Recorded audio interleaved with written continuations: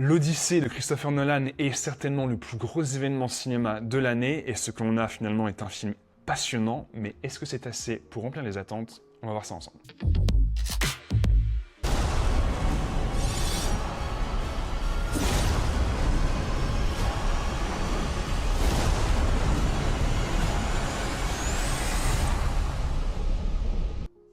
L'Odyssée, le 13e film de Christopher Nolan. Film relativement attendu.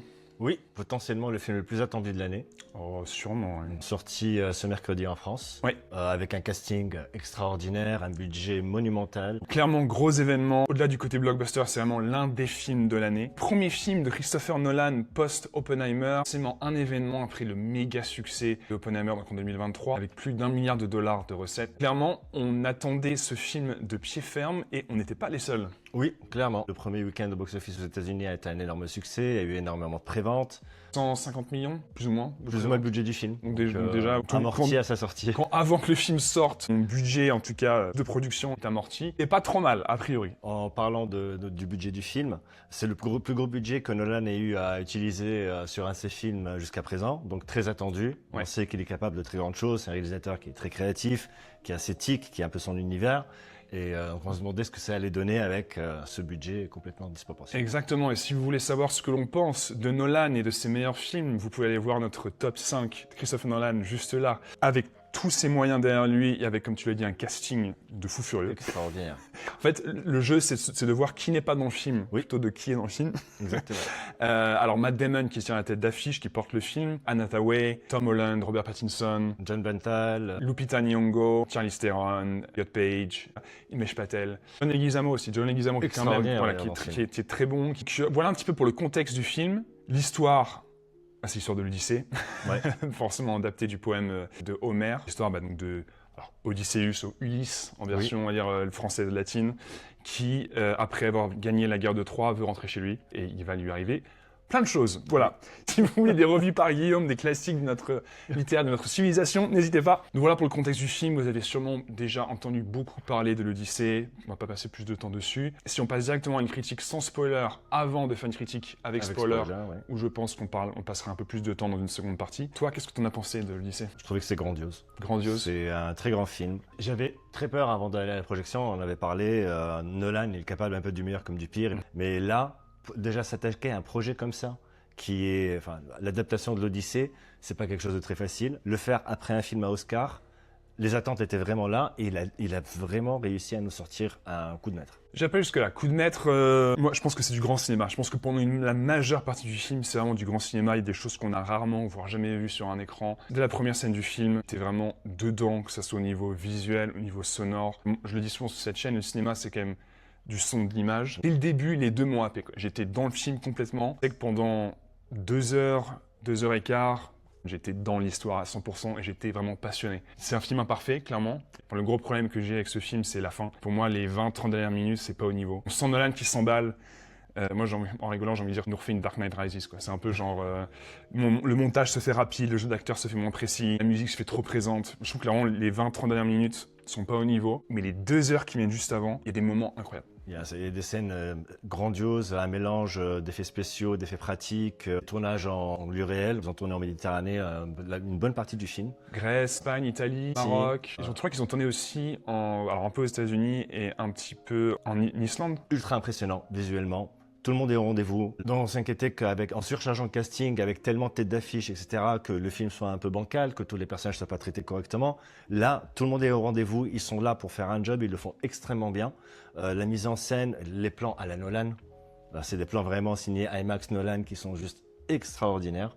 Mais qui servent l'histoire. J'ai pas trouvé Exactement, ça artificiel. Ouais. Pour adapter une histoire comme ça, comme l'Odyssée, je pense que Nolan, c'est le meilleur réalisateur qui pouvait le faire. Actuellement, oui. Actuellement. Exactement. C'est avec tout le côté grandiose, le côté spectaculaire, ça rend justice vraiment à l'œuvre qui est complètement surdimensionnée, et tout comme son film. Le premier quart d'heure, les premières minutes, en fait, je me suis dit, ok, c'est Nolan qui continue sur sa lancée Oppenheimer. J'étais rassuré direct, parce que vraiment, moi, ce que j'attendais de voir, c'était si Oppenheimer, c'était l'exception dans sa filmo d'un grand film sérieux où la technique est au service de l'histoire, où les personnages sont travaillés, bien joués, etc. Ce qui n'a pas toujours été le cas chez Nolan, où des fois, il te fait des plans IMAX, c'est là, mec, ok, raconte-nous une histoire, gars, tu vois. Oui. On sent dès le début que c'est le Nolan qui a fait Oppenheimer, le Nolan qui est vraiment en maîtrise totale des moyens techniques, au service de l'histoire, de la direction d'acteur. Tout est aligné, tout est au rendez-vous, il y a des scènes incroyables, à la fois alors surtout des scènes d'action, on va pas se mentir. On a dit, et on n'est pas la seule à le dire, que Nolan a des problèmes parfois à filmer l'action, les scènes d'action, pas les scènes vidéo en plan IMAX, de poursuite, etc. Vraiment les scènes d'action où des choses se passent rapidement, de combat par exemple. La scène sur l'île avec les Lestrigons, incroyable. Alors là, pour le coup, on est à moitié entre le film d'horreur et le film le survival, un peu, je sais pas comment dire, l'ambiance, sachant qu'il y a beaucoup de scènes, au moins 3, dans l'Odyssée qui sont vraiment des pures scènes horrifiques, honnêtement. À la fois la scène du Cyclope, cette scène avec les Estrigons et puis la scène de Circé. Extraordinaire. Incroyable cette scène. C'est un élément préféré du film. Samantha Morton est incroyable. Samantha Morton est excellente, vraiment une prestation, une sorcière quoi. Exactement, c'est une scène dont on se souvient, ça marque. Donc ouais, la scène des Estrigons est super bien filmée, tu as plein de choses qui se passent et t'es à la fois dans le bordel, la panique générale, mais tu comprends ce qui se passe. Exactement. Là tu dis ok. Nolan, il est monté en grade pour filmer les scènes d'action, donc c'est parfait. Dans l'ensemble, tous les acteurs sont excellents, à part Zendaya.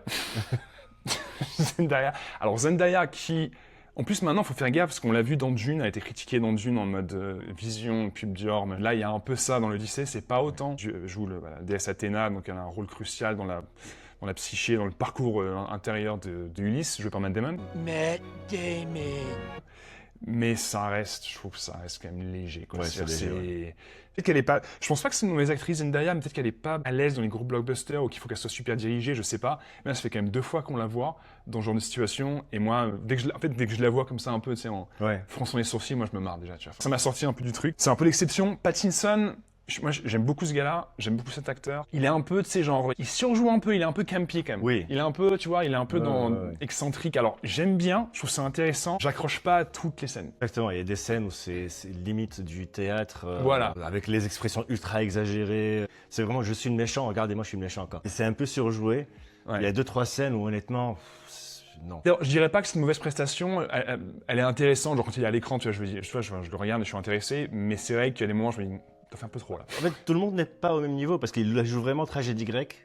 Ouais. Alors que ceux qui jouent autour de lui, même dans le langage utilisé, c'est un langage moderne. Ouais. C'est pas vraiment un truc un peu, tu vois, qui m'a pas trop dérangé. Justement, ça donne plus de réalisme pour moi. Ah, ça change de film d'époque égale tout le monde parle anglais de Shakespeare à Oxford, tu vois. Donc là, je trouve que c'était un choix intéressant. Mais bon, à part ça, effectivement, ça m'a pas trop gêné. On en parle de Matt Damon, super performance, non? À la base, moi, je suis pas ultra fan de Matt Damon. Je l'aime bien dans certains films, mais je suis pas vraiment un fan de Matt Damon. Matt Damon.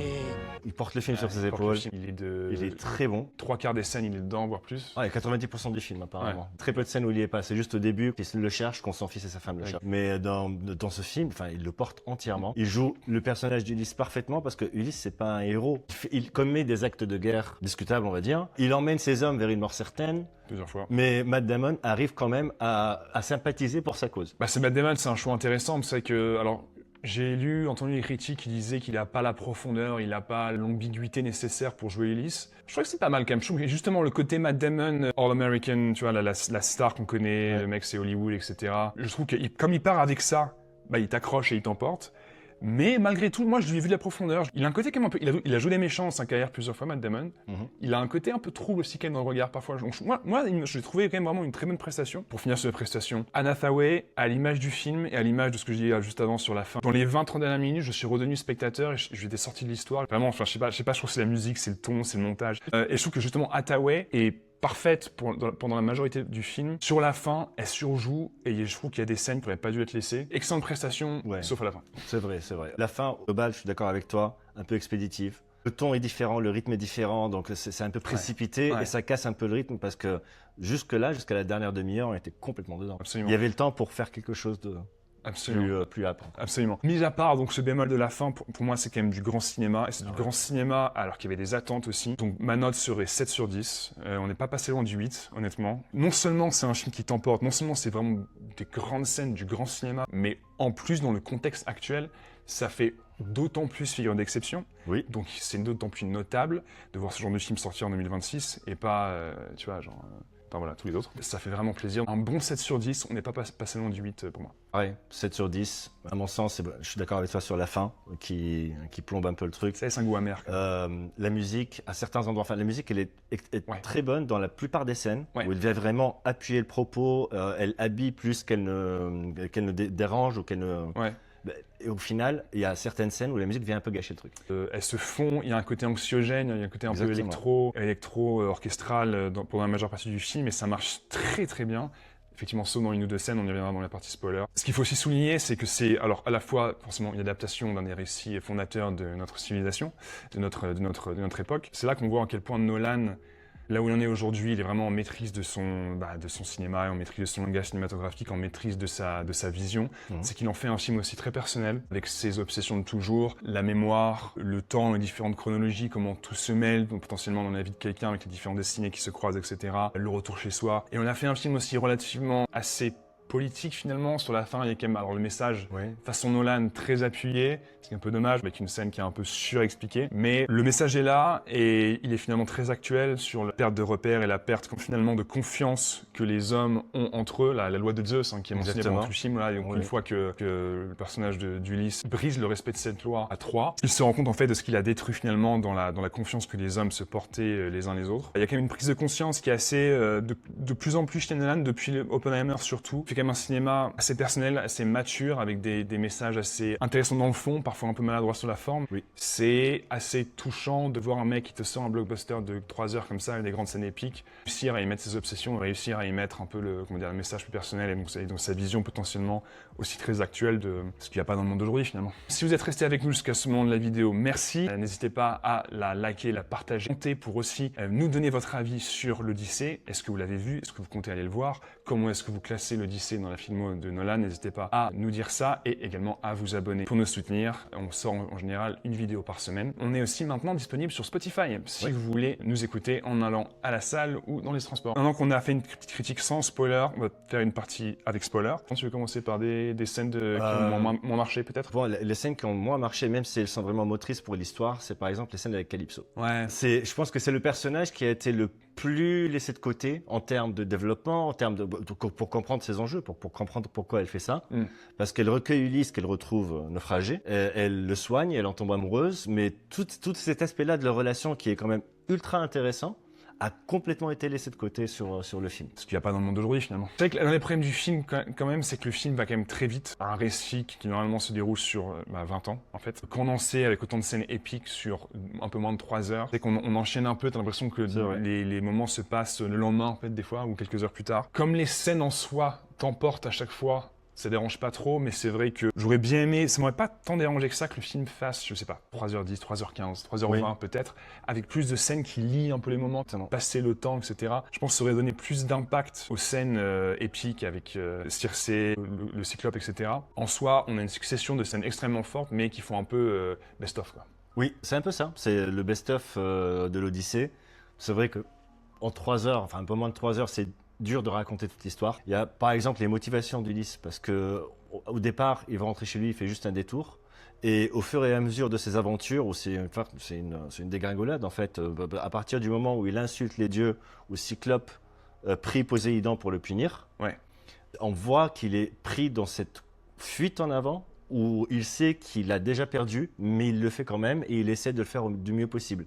Donc ses motivations évoluent aussi tout au long du film. Oui, c'est peut-être aussi un peu quelque part une faiblesse du film, c'est que ce côté manque de lien entre les scènes épiques. L'un des thèmes centraux du film, c'est le traumatisme après la guerre, c'est quelqu'un qui a vécu la guerre et changé à jamais, et ne peut du coup plus rentrer chez lui à la fois réellement et métaphoriquement, on va dire. Il peut plus être le même et redevenir, reprendre sa place telle qu'il était auprès des siens. Ça, on le voit bien le traumatisme, on voit bien le questionnement de Ulysse après la guerre. Mais c'est vrai que son côté entêté, son côté... on voit un peu les failles du personnage, mais c'est vrai que ça aurait mérité un peu plus. Oui, son arc de rédemption à la fin, il est limite un peu trop forcé, vu ce qu'il a vécu, vu l'état psychologique dans lequel il était. ça va un peu trop vite. Clairement. Et c'est le gros problème, encore une fois, des 30 dernières minutes. La scène du temple où donc Ulysse, un mendiant, et Télémaque comment se fait finalement la rébellion. Cette scène de combat dans le temple, finalement, est la première étape de leur reprise de contrôle de Ithaque. C'est vraiment une scène qui marque un avant et un après. À partir de là, tout va très vite. Les scènes de jeu qui sont moins précises. Je trouve la scène où Télémaque reconnaît Ulysse avec le chien. Oui, Je trouve qu'elle est expédiée. Je trouve que Tom Holland est bon dans l'ensemble, voire très bon. Mais là, c'est trop rapide, je sais pas, c'est trop rapide. Particulièrement sur cette scène-là, parce qu'elle a réussi vraiment à avoir une émotion très forte, mais c'est expédié en 5 secondes. Exactement. Ça commence un peu aussi au moment où tu as Anna Hathaway et Tom Holland, donc Pénélope et Télémaque, qui ont une conversation animée. Et Pénélope finit par crier sur Télémaque en disant « Moi, ce que je veux, c'est Ulysse, etc. » Et là, honnêtement, Anna Hathaway, j'ai l'impression de voir qu'elle commence limite à prendre l'accent de New York. Moi, je voyais vraiment quasiment l'Anna Hathaway de Armageddon Time, tu sais, chez James Gray. Vraiment, je me suis dit, oula, attends, on est dans le même film là ou pas? Le moment où finalement Ulysse gagne le combat contre les prétendants et retourne tout blessé vers Pénélope avec tout le monde qui frappe leur épée par terre, je trouve que c'est trop. Je trouve que tout est trop dans la fin. Je trouve qu'il y a quasiment une fièvre dans le film au début, dans les 2 premières heures. Les personnages qui racontent des histoires, donc les mises en abîme, tu sais, histoire dans l'histoire dans l'histoire, avec les différents, entre les scènes de la sorcière, les scènes de bataille. Je trouve qu'il y a un côté, la scène de Hadès, extraordinaire, excellente. Même si la musique dans cette scène est un peu trop électro pour le coup, un peu trop moderne, un peu trop marquée. Ensemble, il y a une sorte de, quasiment comme un rêve, comme une fièvre qui est un peu dans ce film-là. Et c'est un ton qui est tellement juste. À la fin, on tombe dans le super-héros. On tombe dans Batman. Jason Bourne et Batman. Voilà. Les scènes de combat, c'est des scènes de combat, certes bien chorégraphiées. Bien quand même, mieux qu'avant. Avec beaucoup moins de coupes, on arrive vraiment à suivre où se positionnent les personnages les uns par rapport aux autres. Il y a 2 combats qui se passent en parallèle avec Télémaque qui est à l'étage. Mais c'est que c'est quasiment trop. On est dans le quasi, à un moment, je suis à calme-toi. Le truc, c'est que c'est une scène de combat qui est longue. Elle dure bien 10-15 bonnes minutes. Déjà, énorme acte physique de tout le casting, les cascadeurs, oui, ça marche etc. bien, parce que ça marche, c'est une perf assez extraordinaire. Mais on arrive quand même à suivre jusqu'à la fin. C'est un peu expédié à la fin. J'aurais préféré qu'ils prennent le temps. Moi, j'ai vraiment l'impression que genre Ulysse tombe dans les bras de Pénélope, ils disent quelques mots, plante du bateau, fini, au revoir. Un film de Nolan. T'as pas eu cette impression, moi? Le film, au final, c'est plusieurs sketchs de plusieurs parties de l'histoire. Celui qui m'a vraiment le plus marqué, c'est celui avec Circé. Ça se finit avec une vanne en plus. Ça se finit avec une blague où tout le monde arrive dans la salle. C'est quand Ulysse lui dit « Ta sœur, pourquoi tu la rends pas humaine comme tu l'as fait pour les hommes ?» Et il a dit « Parce que c'est mieux comme ça. » On s'entend mieux comme ça. J'ai trouvé ça extraordinaire. C'est vrai qu'il y a peut-être 2-3 fois, pas trop dans le film, il y a des mini-touches d'humour qui marchent assez bien. C'est bien désamorcer une scène d'horreur absolue. Ah ouais, la scène, elle est costaud. Elle est ultra bien foutue en plus, les CGI sont parfaits, où elle transforme les hommes d'Ulysse. CGI ou pratique? Je pense qu'il doit y avoir un mélange des deux. Il y a aussi un jeu de caméra. La caméra n'arrête pas de bouger derrière elle. Ça, c'est... Il faut vraiment que Nolan fasse un film d'horreur. Voir Nolan réaliser un film à la Hérédité, là, un peu à la Ari Aster, moi je demande tous les jours. Donc voilà, l'Odyssée, c'est malgré tout du grand cinéma. C'est pas un chef-d'œuvre. Ça reste un grand film de ciné. C'est du grand ciné. C'est du grand ciné comme on le voit très rarement, comme peut-être seul Nolan sait faire aujourd'hui. On a parlé de Disclosure Day récemment dans une autre vidéo. Spielberg, il sait plus faire. Spielberg, il faut qu'il aille à l'hospice. Arrête, Attends, arrête, c'est pas Spielberg. Bref. Si vous êtes resté avec nous jusqu'à la fin de la vidéo, merci. On espère qu'elle vous aura plu. Vous connaissez la chanson, pouce en l'air, partagez, commentez pour vous aussi partager votre opinion sur l'Odyssée. Et bien sûr, abonnez-vous pour nous soutenir si vous aimez ce qu'on fait ici avec Cinéphage. Quant à nous, on se dit à une prochaine fois pour une prochaine vidéo. Un grand plaisir. Super. À la prochaine. Ciao.